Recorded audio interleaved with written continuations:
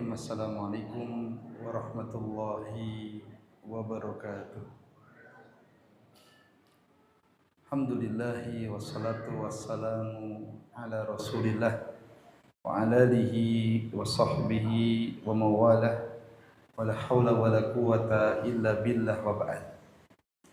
Bapak Ibu jamaah kaum muslimin wal muslimat rahimani wa rahimakumullah. Malam hari ini kembali kita memuji kepada Allah Subhanahu wa taala karena Allah Subhanahu wa taala kembali memberikan karunia-Nya kepada kita, terkhusus karunia yang berupa kemudahan dalam menjalankan ketaatan, dalam menjalankan ibadah kepada Allah Subhanahu wa taala. Yang kedua, sama-sama kita berharap, sama-sama kita berdoa semoga aktivitas ibadah kita terutama yang berupa talabul ilmi betul-betul diterima dan betul-betul berpahala di sisi Allah Subhanahu wa taala. Amin ya rabbal alamin. Ma'asyiral muslimin rahimani wa rahimakumullah. Malam hari ini kita lanjut belajar kita ngaji kitab Al-Usul Ats-Tsalatsah, dan malam hari ini masih pada pembahasan anwa'ul ibadah, macam-macam ibadah. Bapak Ibu, sudah berapa macam ibadah yang kita pelajari? Sudah berapa? Mas Agus, sudah berapa macam ibadah yang kita pelajari? 3. Satu apa? Berdoa. Yang kedua, sifat takut. Ya, sifat apa? Takut atau khauf. Maka malam hari ini masuk yang ketiga dari macam-macam ibadah. Ibadah yang akan kita kaji di malam hari ini ibadah yang bernama isti'anah. Isti'anah. Dalam bahasa Arab Bapak Ibu, kalau ada istilah memakai kalimat wazannya is gitu, itu maknanya meminta. Isti'anah meminta pertolongan. Ada lagi isti'adah meminta perlindungan. Ada lagi istiqomah. Istighotsah meminta keselamatan. Demikian sedikit faedah. Isti'anah meminta pertolongan. Jamaah kaum muslimin, pada pembahasan isti'anah kita akan fokus pada 4 pokok pembahasan. Ya, pembahasan tentang ibadah isti'anah kita fokus pada 4 pokok pembahasan. Pokok yang pertama yang sama-sama kita pelajari adalah dalil bahwa isti'anah meminta pertolongan termasuk ibadah. Apa dalilnya? Pokok yang kedua yang akan sama-sama kita kaji adalah meminta. Memintalah kepada Allah walaupun urusan remeh. Memintalah kepada Allah walaupun dalam urusan remeh. Yang kedua. Yang ketiga, makna isti'anah. Apa itu makna isti'anah? Dan yang keempat adalah pembagian isti'anah dan hukumnya. Pembagian isti'anah dan hukumnya. Baik, kita ulangi pokok pembahasan bab isti'anah ada berapa? Ada 4. Yang pertama, dalil bahwa isti'anah termasuk ibadah. Yang kedua, memintalah kepada Allah walaupun urusan remeh. Yang ketiga, makna isti'anah. Dan yang terakhir, pembagian isti'anah dan hukum-hukumnya. Semoga sampai waktu isya. Kita bahas yang pertama, dalil bahwa isti'anah termasuk ibadah. Tapi jamaah kaum muslimin, termasuk pondasi yang penting, termasuk pondasi yang pokok ketika belajar adalah memahami apa itu dalilnya. Ya, karena ibadah tidak dikatakan ibadah kecuali ada perintahnya. Para ulama Bapak Ibu menjelaskan tentang dalil kalau isti'anah termasuk ibadah dalam banyak ayat, banyak hadis. Kita sebutkan satu ayat saja. Ayat yang menunjukkan isti'anah meminta pertolongan termasuk ibadah. Dalilnya dalam surat Al-Fatihah ayatnya keempat. Surat Al-Fatihah ayatnya keberapa? Keempat.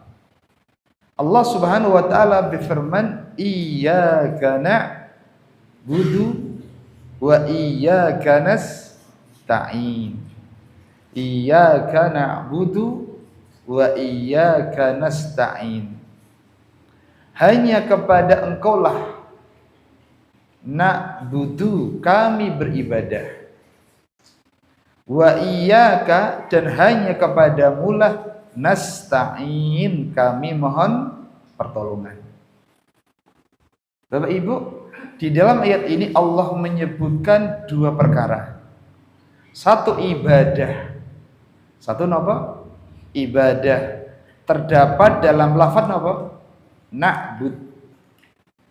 Yang kedua meminta pertolongan. Terdapat dalam lafaz nasta'in. Diulangi, dalam ayat Al-Fatihah ayat 4 Allah sebutkan berapa perkara? Dua. Satu perkara apa? Ibadah dalam lafaz na'bud. Yang kedua meminta pertolongan dalam lafaz nasta'in. Bapak Ibu, ada faedah indah. Kenapa kalimat ibadah didahulukan? Ya, setelah itu baru kalimat minta pertolongan. Dijelaskan para ulama dua faedah disebutkannya kata isti'anah, minta tolong, setelah kata apa? Ibadah. Jadi dalam ayat tadi Allah menyebutkan ya, kalimat isti'anah itu jatuh setelah kata ibadah atau sebelum? Pripun Bapak-bapak? Kata minta tolong tadi disebutkan setelah kata ibadah atau sebelumnya? Setelahnya. Apa faedahnya? Ada dua. Kenapa kalimat meminta pertolongan kok diletakkan setelah kata ibadah? Ada dua faedah. Faedah yang pertama, ibadah apapun itu Bapak Ibu tidak mungkin bisa terwujud tanpa adanya pertolongan Allah. Ini pelajaran yang pertama. Kenapa minta pertolongan disebutkan setelah kata ibadah? Karena ibadah tidak akan mungkin bisa terwujud tanpa adanya pertolongan Allah. Bapak Ibu, banyak ibadah yang kadang manusia itu mampu tapi mereka tidak bisa ngerjakan karena tidak ditolong oleh Allah. Dan ada ibadah yang harusnya orang itu nggak mampu tapi bisa ngerjakan. Kenapa? Karena ditolong oleh Allah. Apa contohnya? Ibadah yang harusnya mampu tapi manusia nggak ngerjakan, nggak bisa. Umroh. Itu ibadah. Orang kaya kira-kira bisa umroh apa boten? Bisa. Kenyataannya nggak semua. Tidak setiap orang yang kaya itu bisa umroh padahal uangnya banyak. Ya. Kenapa demikian? Karena memang ibadah umroh tidak akan mungkin bisa terwujud tanpa pertolongan Allah Subhanahu wa taala. Sebaliknya, kenyataan yang ada Bapak Ibu, ada ibadah-ibadah yang harusnya nggak mampu dikerjakan tapi mampu dikerjakan. Contohnya haji. Haji itu dikerjakan bagi yang punya uang atau yang miskin? Yang punya uang. Tapi ada orang yang tidak punya uang banyak tapi bisa ibadah haji. Contohnya kemarin apa? Tukang resik-resik kamar mandi masjid. Secara ekonomi nggak mungkin dia bisa haji. tapi karena pertolongan Allah Subhanahu wa taala maka dia pun bisa berangkat haji, padahal yang kaya banyak yang belum bisa haji. Baik jemaah muslimin, ini pelajaran pertama. Ibadah tidak akan mungkin bisa terwujud tanpa pertolongan Allah Subhanahu wa taala. Makanya Nabi kita sallallahu alaihi wasallam pun berdoa kepada Allah, meminta tolong kepada Allah agar bisa beribadah. Di antara doanya berbunyi, Allahumma a'inni ala dzikrika wa syukrika wa husni ibadati. Allahumma apa artinya? Ya Allah, a'inni, tolonglah aku, ala dzikrika, untuk berzikir, kemudian wa syukrika, untuk bersyukur, wa husni ibadatik, dan memperbagus apa? Ibadah. Ini yang meminta Nabi SAW. Nabi saja masih minta pertolongan, ini menunjukkan beliau tidak akan mungkin bisa beribadah kepada Allah kecuali dengan pertolongan Allah Subhanahu wa taala. Kemudian pelajaran yang kedua, kenapa kalimat minta tolong disebut setelah kata ibadah? Pelajaran yang kedua adalah karena minta tolong itu termasuk bagian daripada apa? Ibadah. Ibadah itu banyak Bapak Ibu. Dan termasuk dari bagian ibadah apa? Meminta tolong kepada Allah Subhanahu wa taala. Demikian dua faidah yang disebutkan para ulama, kenapa kalimat meminta tolong itu disebutkan setelah kata ibadah dalam surat napa kalau Al-Fatihah ayat pinten? 4. Bunyinya bagaimana? Iyyaka na'budu wa iyyaka nasta'in. Tapi selesai pembahasan yang pertama, dalil bahwa meminta tolong termasuk ibadah. Kita masuk pembahasan yang kedua, meminta kepada Allah. Seorang muslim itu harus meminta kepada Allah walaupun dalam urusan remeh, walaupun dalam urusan kecil. Kenapa jemaah kaum muslimin? Walaupun dalam urusan remeh, walaupun dalam urusan kecil, kita nggak akan mungkin bisa mendapatkannya, mengamalkannya kecuali dengan pertolongan Allah Subhanahu wa taala. Aisyah radhiyallahu anha. Aisyah itu wanita, seorang wanita Bapak Ibu. Tapi dia wanita mulia. Apa yang menyebabkan? Karena keilmuan beliau. Maka satu faedah dari Aisyah radhiyallahu anhu bahwa wanita maupun laki-laki itu bisa unggul nilainya, kemuliaannya disebabkan bukan karena parasnya, disebabkan bukan karena bagusnya fisik, tapi karena ilmu dan keimanannya. Ya, semakin si wanita itu berilmu, semakin kuat imannya, semakin mulia di sisi Allah Subhanahu wa taala. Ya. Baik, makanya Allah Subhanahu wa taala berfirman, "Yarfa'illahu alladziina aamanu minkum walladziina utul ilma darajat." Aisyah radhiyallahu anha mengatakan, "Sallallaha kulla syai'in hatta sis'a." Kata Aisyah, mintalah kepada Allah bahkan walaupun minta tali sendal sekalipun. Bapak Ibu, tali sendal niku perkawis sing gedhe napa sing remeh? Tali sendal niku bahasa Jawa napa, Pak? Klante. Aisyah mengatakan mintalah kepada Allah walaupun itu minta tali sendal. Remeh Bapak Ibu. Kenapa? Walaupun hanya tali sendal. Tapi kalau itu tidak ditolong Allah Subhanahu wa taala, mustahil kita bisa mendapatkannya. Kalau tali sendal saja kita dibutuhkan minta kepada Allah, apalagi perkara yang besar. Apalagi yang bentuknya bisa istiqomah ibadah, itu besar. Apalagi kita pengen masuk ke dalam surga, lebih butuh lagi pertolongan Allah.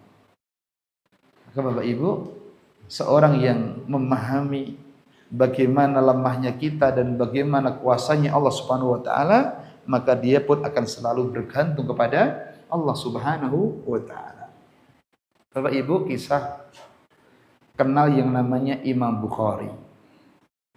Imam Bukhari itu penulis kitab terbaik setelah Al-Qur'an.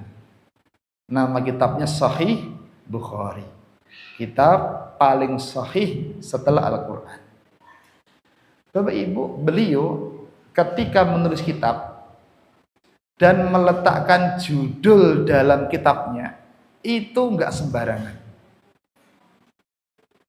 Kebiasaan beliau Bapak Ibu ketika meletakkan judul dalam kitabnya itu dimulai dengan meminta kepada Allah. Masya Allah ya, hanya apa? Membuat judul. Hanya membuat judul di buku itu pun belum minta kepada Allah. Agar apa? Agar judulnya di buku itu betul-betul tepat. Ini kebiasaan para ulama.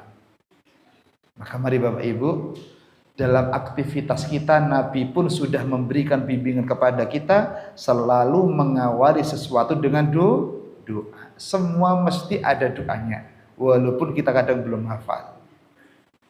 Tapi selesai pembahasan yang kedua, mintalah kepada Allah walaupun dalam perkara yang remeh.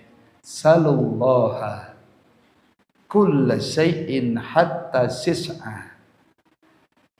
Kita masuk pada pembahasan yang berikutnya. Namun sebelumnya disebutkan Bapak Ibu, Al-Imam Ibnu Rajab rahimahullahu ta'ala belum mengatakan dalam kitab Jami'ul Ulum wal Hikam, wa kana ba'dus salaf yas'alullaha fi salatihi kulla hawaijihi hatta milha ajinihi wa alfi syatihi. Kata Imam Ibnu Rajab rahimahullahu ta'ala, dahulu Bapak Ibu, para salaf itu para pendahulu kita, mereka selalu meminta kepada Allah dalam sholatnya.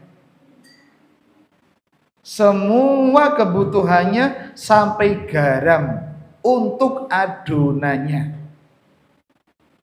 Dan juga tali kekang untuk kambingnya itu pun diminta pas dalam kondisi apa? Sholat. Saking pentingnya isti'anah, meminta tolong kepada Allah. Bapak Ibu, di sini Imam Ibnu Rajab menjelaskan, dulu para salaf itu meminta kepada Allah dalam sholat. Pertanyaannya kenapa? Kenapa mereka itu selalu meminta pas mereka sholat? Ini hadiahnya adanya teh, Mas. Kenapa mereka para salaf selalu meminta Allah pas sholat? Mas Agus kenapa? Gen doa ini terkabul. Satu jawaban, yang lainnya?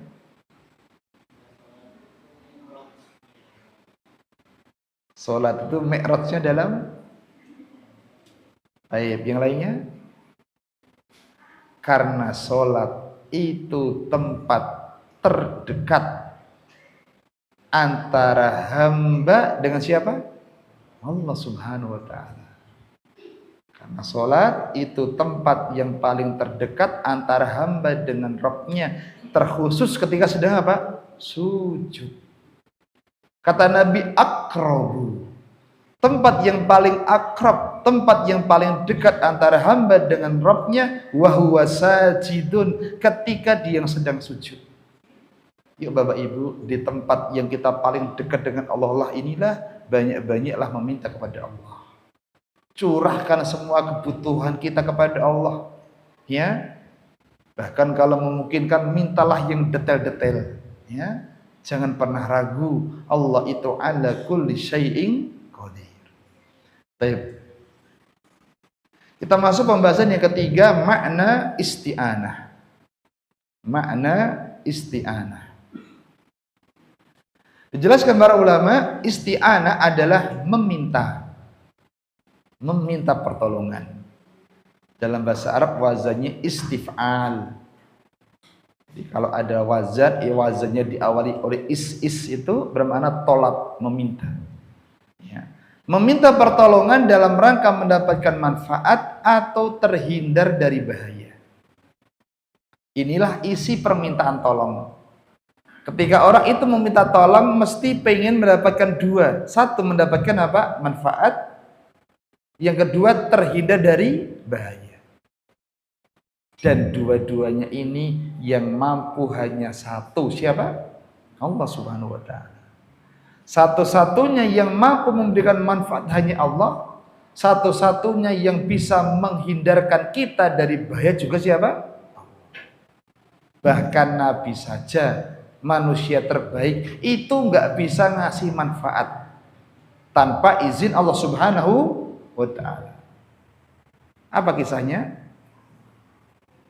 Ketika beliau ingin memberikan manfaat petunjuk kepada pamannya Abu Thalib ketika hendak meninggal apa? Dunia.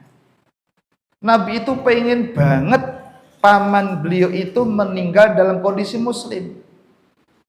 Sampai Nabi mengulang-ulang, ya ammiku la ilaha illallah, ayo paman ucapno la ilaha illallah, diulang-ulang Bapak Ibu. Ya, sampai akhirnya paman Nabi meninggal dalam kondisi belum mendapatkan hidayah Islam. Menunjukkan Nabi nggak bisa memberikan manfaat. Kalau Nabi saja nggak bisa memberikan manfaat, apalagi kita. Dan termasuk manfaat yang besar yang Nabi nggak bisa memberikan adalah hidayah. Nabi itu bisa ngasih hidayah apa buatan? Tergantung. Karena ada dua hidayah. Satu hidayah apa? Irsyad. Irsyad itu membimbing, mengarahkan, semua bisa. Yuk pengajian, yuk maca Quran, semuanya bisa. Yang nggak mampu apa hidayah itu? Taufik. Membuka hati manusia, itu yang mampu hanya Allah. Nabi nggak bisa. Makanya Allah berfirman kepada Nabi Muhammad SAW, innaka la tahdi man ahbabta. Sesungguhnya engkau hai Muhammad tidak bisa memberikan petunjuk kepada orang yang engkau cintai. Walakin Allah, tapi Allah lah yahdi may yasha, akan memberikan petunjuk hidayah kepada siapa yang dikehendaki. Bapak Ibu, kalau kita paham seperti ini, dakwah niku kudune semangat nopo gampang lo keluar. Kudune semangat. Lah piye Mas wis ngudangi bola bali ra teko-tekoi, sesuk diundangi meneh napa mboten? Mboten. Sadari Bapak Ibu, kita ini enggak mampu memberikan hidayah. Hidayah itu taufik mutlak hanya milik Allah Subhanahu wa taala. Tugas kita di hidayah itu irsyad, membimbing, mengajak, terus kerjakan. Dan kesungguhan itulah sebab datangnya kemudahan. Semakin kita bersungguh-sungguh, itu tanda-tanda semakin dekat dengan kemudahan. Makanya Allah menggandingkan mujahadah dengan kemudahan. Faman jahada fina lanahtadiyannahum subulana. Siapa yang bermujahadah bersungguh-sungguh, dialah yang akan mendapatkan hidayah. Baik. Ini makna apa? Isti'anah. Meminta pertolongan dalam rangka mendapatkan manfaat atau terhindar dari bahaya. Sekarang pembahasan yang keempat, yang terakhir, pembagian isti'anah dan hukumnya. Pembagian isti'anah dan hukumnya. Bapak Ibu, yang pertama ada namanya isti'anah kepada Allah, meminta tolong kepada Allah. Ini yang pertama. Isti'anah meminta tolong kepada Allah ini mengandung kesempurnaan sifat merendah. Jadi orang itu kalau sedang meminta Bapak Ibu berarti ada sifat merendahkan diri. Ya. Kalau Bapak Ibu mintanya kepada manusia berarti ada sifat merendahkan diri kepada mereka. Ya, sifat merendahkan diri dari seorang hamba kepada Rabb-nya. Yang kedua, menyerahkan seluruh perkara kepadanya serta yakin bahwa hanya Allah lah yang bisa memberikan kecukupan. Jadi Bapak Ibu, orang kalau sedang minta tolong kepada Allah, di dalam dirinya ada 3 perkara ini. Satu, dia merendahkan diri. Ya. Kedua, dirinya betul-betul menyerahkan kepada siapa? Allah. Dan yang ketiga, meyakini bahwa Allah lah yang bisa ngasih apa? Kecukupan. Dan istiqanah yang ada 3 sifat ini tidak boleh diserahkan kecuali hanya kepada Allah Subhanahu wa taala, karena mengandung bentuk apa? Ibadah. Ini yang pertama. Kemudian isti'anah yang kedua, minta tolong kepada makhluk dalam perkara yang makhluk tersebut mampu melakukannya. Meminta tolong kepada makhluk dalam perkara yang makhluk itu mampu melakukannya. Hukumnya boleh atau tidak? Yakin? Jawabannya dirinci. Ya. Jadi kalau yang dimintai tolong itu perkara kebaikan, silakan. Tapi kalau yang dimintai tolong itu dalam perkara keburukan, maka tidak diperbolehkan. Inilah isti'anah kepada manusia dalam perkara yang ia mampu. Jadi jika perkara kebaikan yang diminta, maka boleh dilakukan. Dan yang dimintai tolong disyariatkan memenuhinya. Apalagi kalau minta tolongnya dengan menyebut nama Allah. Ya. Jadi kalau Bapak Ibu jangan diminta, apalagi ketika minta itu dengan menyebut nama siapa? Allah. Demi Allah, aku minta. Ini dalam Islam hendaknya dikasih. Kenapa? Sebagai bentuk pengagungan kita kepada Allah. Misal Bapak Ibu jenengan minta kepada seseorang gowo jenenge wong penting. Gowo jenenge apa? Wong penting. Jenenge Pak Dodi misal. Atau yang lainnya, ya. Bawa nama orang penting, kemudian jenengan nggak dikasih. Berarti orang yang penting ini dia diagungkan atau diremehkan? Diremehkan. Lah, aku wis nggawa jenenge si fulan kok orang nggak dikasih. Berarti yang kita sebut nama itu diremehkan Bapak Ibu. Sama kalau kita Bapak Ibu minta kepada manusia, apalagi menggunakan nama Allah, wajib dikasih. Kenapa? Menggunakan nama Allah. Kalau jenengan nggak ngasih, berarti jenengan tidak ada ta'zim, tidak ada pengagungan kepada Allah Subhanahu wa ta'ala. Tapi kita pun nggak boleh sembarangan asal memakai nama Allah, apalagi minta yang remeh. Mas, tolong demi Allah tukokne soto. Hanya suruh minta soto saja, memakai nama siapa? Allah. Enggak layak Bapak Ibu. Soto niku regane larang apa murah? Ya 3.000, menggunakan nama Allah. Jadi kalau kita minta dengan nama Allah, harusnya apa? Dalam perkara-perkara yang besar. Tapi demikian diantara pembagian isti'anah yang kedua. Jadi minta kepada makhluk dalam perkara yang makhluk itu mampu melakukannya. Kalau yang diminta dalam kebaikan maka silahkan diperbolehkan. Kalau yang diminta dalam keburukan, yang diminta tidak boleh memberi. Allah berfirman, ta'awanu 'alal birri wat taqwa wa la ta'awanu 'alal itsmi wal 'udwan.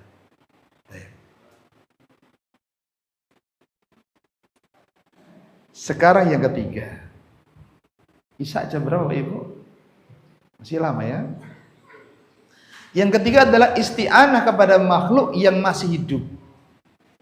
Hadir. Hadir itu ada di tempat itu Bapak Ibu maksudnya. Tapi dalam perkara yang dia tidak mampu melakukannya. Sing dimintai tolong itu hidup. Yang kedua hadir di hadapan kita, tapi kita mintanya dalam perkara yang dia nggak mampu. Apa hukumnya?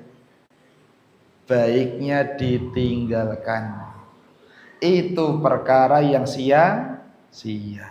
Contoh, kita minta tolong kepada kakek-kakek umurnya 70 ke atas, kek tolong angkat no semen. Ya, semen itu pirang kilo Bapak Ibu? 50. Kira-kira umur 70 munggah cek kuat ngangkat semen sak-sak apa mboten? Loh itu kan hidup, betul itu hidup. Tapi ingat dia nggak mampu. Ya, maka ini hendaknya dijauhi. Itu perkara yang sia-sia, tidak ada apa gunanya. Baik. Sudah berapa?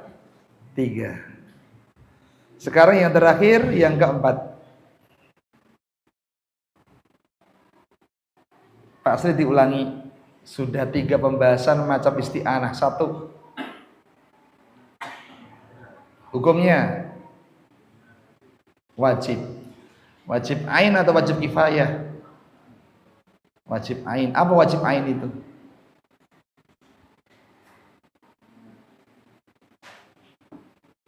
Wajib bagi setiap individu. Yang kedua,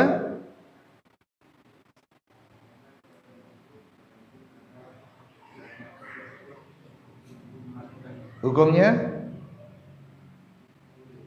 boleh kalau dalam, nggak boleh kalau dalam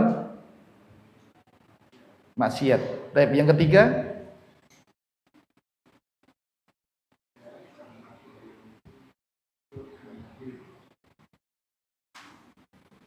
dalam perkara hukumnya dijauhi ya. Yang keempat adalah isti'anah, meminta tolong kepada orang-orang mati. Orang-orang mati di sini yang dimaksud siapa? Umum. Baik itu orang mati yang derajatnya tinggi maupun nggak punya derajat. Derajatnya tinggi contohnya siapa? Para nabi. Ya, para nabi, para sahabat, para tabiin, orang-orang solih. Ataupun orang mati yang di dunia nggak punya derajat. Contohnya apa? Ya orang-orang majnun, orang-orang gila. Ya. Meminta kepada orang mati umum Bapak Ibu siapapun yang mati itu, atau kepada orang yang masih hidup dalam perkara yang gaib yang mereka ini tidak mampu melakukannya, maka jenis ini masuknya pada hukum apa? Kesyirikan. Minta kepada siapa yang mati, siapapun itu. Atau yang kedua, minta kepada yang masih hidup namun dalam perkara yang gaib yang ia tidak mampu melakukannya, maka ini masuknya pada apa? Kesyirikan. Dan jamaah kaum muslimin, sekarang masih banyak orang-orang yang meminta kepada siapa? Orang-orang mati. Sambil kita lihat Bapak Ibu.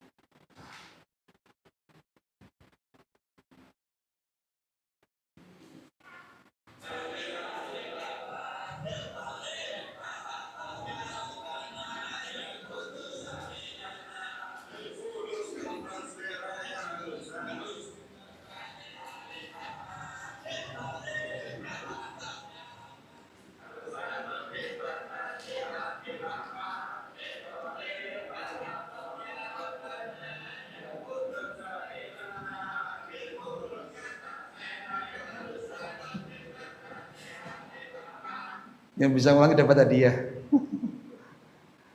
Ya, ini contoh ya, bukan untuk ditiru. Ini bentuk apa? Meminta tolong.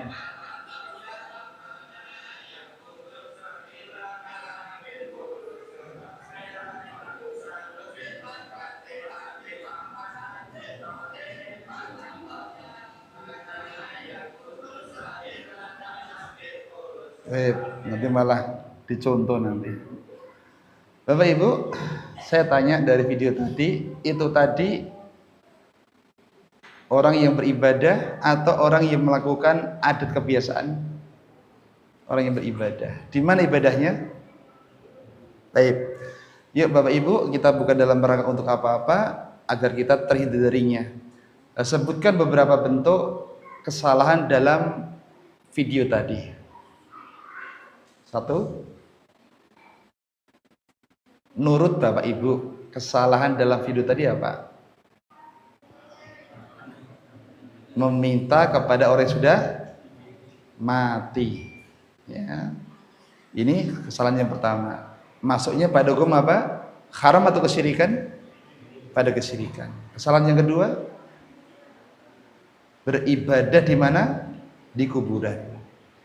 Beribadah di kuburan Bapak Ibu, itu hukumnya bisa haram kalau memintanya kepada Allah. Bisa syirik kalau dia memintanya kepada penghuni kuburan. Berdoa, beribadah kepada Allah di kuburan itu haram karena bisa membuka pintu-pintu kesyirikan. Ya.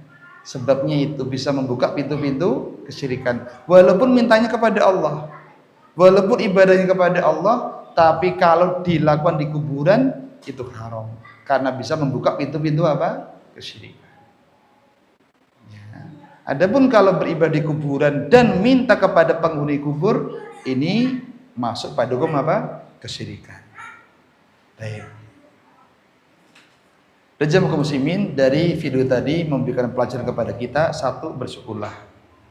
Siapa yang mendapatkan nikmat hidayah, hidayah bisa beribadah, hidayah bisa berdoa sesuai dengan sunnah Nabi Shallallahu Alaihi Wasallam, dan ini hidayah mahal. Makanya Imam Ahmad selalu berdoa kepada Allah, Allahumma ahyini alal islami wa sunnah. Dua Bapak Ibu. Imam Ahmad berdoa, Allahumma ya Allah, hidupkan aku di atas Islam dan sunnah, dan wafatkan aku di atas Islam dan sunnah. Minta tidak cuma di atas Islam, tapi juga di atas apa? Sunnah. Agar Islam kita betul-betul sesuai dengan sunnah Nabi Shallallahu Alaihi Wasallam. Tapi selesai pembahasan kita, ibadah yang berupa apa? Isti'anah. Sedikit, semoga bermanfaat. Banyak kurangnya, banyak khilafnya, mohon dimaafkan. Subhanakallahumma wa bihamdik, asyhadu an la ilaha illa anta, astaghfiruka wa atubu ilaik. Assalamualaikum warahmatullahi wabarakatuh.